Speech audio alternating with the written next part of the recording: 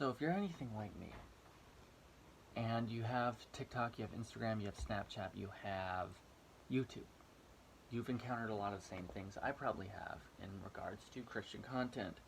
The Little Nas thing, the satanic shoes, but in the middle of where that kind of blossomed out was this oddball patch of legalism that was going, which happens to emerge just about every year around this time, because if you didn't know, Eastern Orthodox and Catholics tend to do something called Lent, where they're going to clean out their larders. That's what Fat Tuesday is, or Mardi Gras.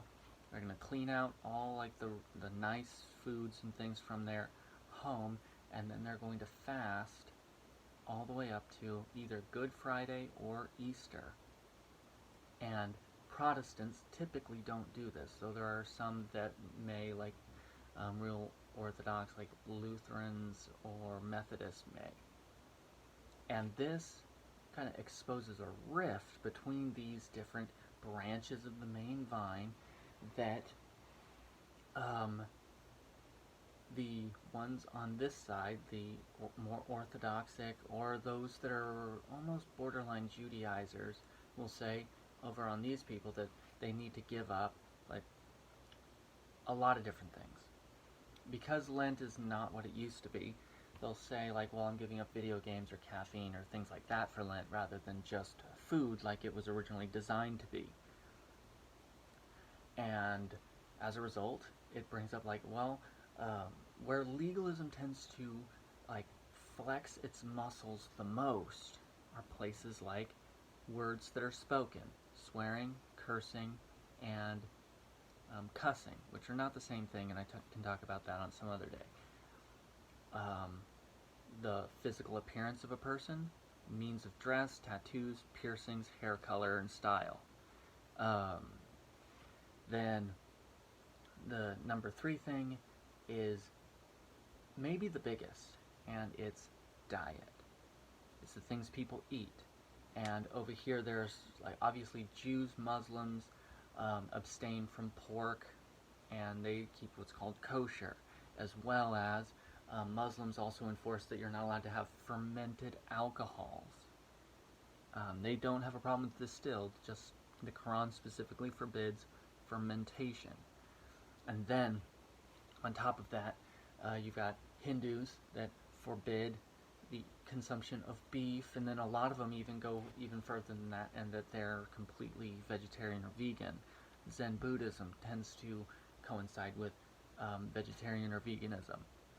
So there's that. And then there's Protestant Christianity, in which there's these kind of fringe groups, some of which are actual cult sects, like Seventh-day Adventists, which they're not by letter vegetarian, but a lot of them do because they want to reduce their impact on the earth. It's a manner of stewardship. Then there's Mormons and Jehovah's Witnesses, which pretend to be Christians but are not. And Mormons are like no caffeine, abstaining from sugar, even limiting things like fats and sweets and stuff like that. So in the middle of that you have Orthodox Protestantism. And there are those that will claim that we are required to adhere to Jewish dietary and kind of worship mechanism practices, even though we're Christians. And they'll say like, stop eating pork, no more shellfish, but pork is the one we really fight about. Because, quite frankly, you go into, like, pork is a significant part of the American diet. You go to any restaurant, there's bacon on every burger, and there's bacon on every side platter at every diner, restaurant, and breakfast place, right? Bacon. Why? Well, let's dial the clocks back and look at why it's such an important thing. First, in Europe, especially the English, like Scottish, Irish, and English ancestors that kind of came over at the very initial phase, the Puritans, the Quakers, um, there's not as much open space where they came from. So there's not as much cattle. But pigs, you can keep both confined and you can feed them anything. And so throughout the British Isles, as well as a lot of like Normandy, France, it's very common for people to subsist primarily or even exclusively on the meat of pigs. And so it's important to them. And it's important to them for the same reason that the potatoes are important to Irish people. In Southeast Asia, it's rice, because it's just, this is what they grew up on. Fast forward, people have come over to the New World and the colonies are being founded, and there's wide open space everywhere. And specifically, cattle are everywhere. And so, because of this greater open space, there's more space for cattle, horses, and sheep, pigs, the whole thing, to graze wherever they want. People began to move off of swine. And so decades, centuries kind of churning along. In the 1920s, there's a guy named Sigmund Freud.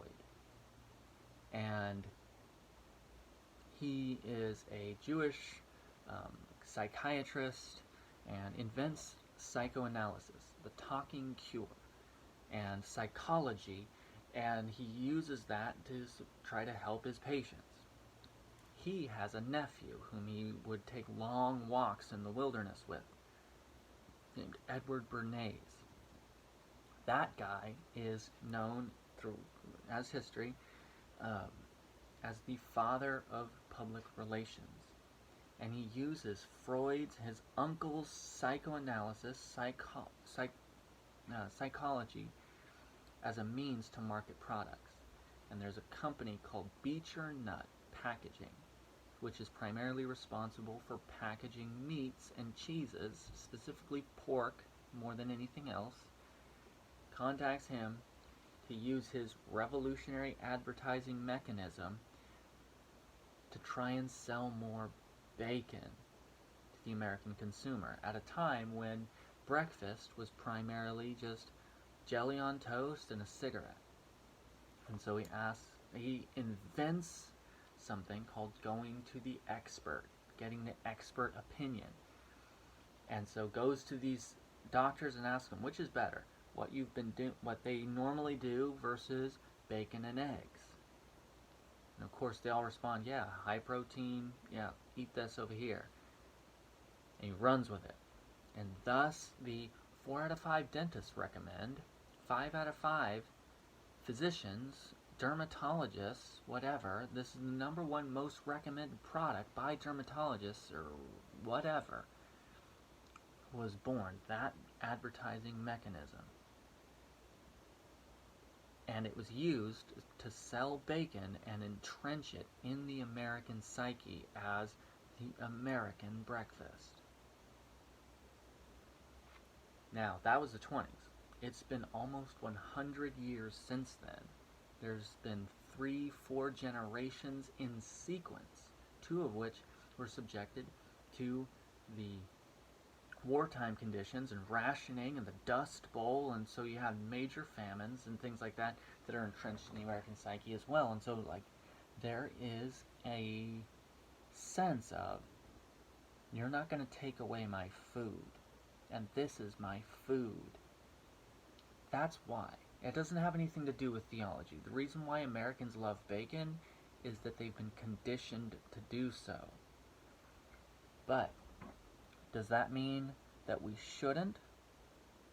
Does that mean that we need to slough off this American cultural icon, this marquee, or like pursue Christ by cutting out bacon? Is that what we need to do? No. Simply, like there's plenty of passages throughout Scripture. There's Mark chapter 7, in which he literally says, Jesus Christ, what comes into your body cannot defile you, but what comes out of you is what defiles you. And then verse 19, it specifically says, parenthetically, thus he made all foods clean. And then you have the case study of Acts, the sheet coming down from heaven, kill and eat, and you have 1 Corinthians chapter 9, and you've got Romans chapter 14, which say specifically, it is the one of the weaker faith that abstains and only eats vegetables, but the one with strong faith is the one that eats whatever he pleases. So, we do not have to adhere to or abide by the Jewish kosher dietary laws. We just don't. We've been liberated from this because Christ fulfilled the law. So, if you want to, you can. And one of the things about it that comes up a lot with this is the dietary stuff of literally diets. That if you want to make a lot of money and take advantage of some of like the tender sensibilities of some really gullible people, write a book about what you believe Jesus would have eaten, and then publish that as a recommended dietary prescription.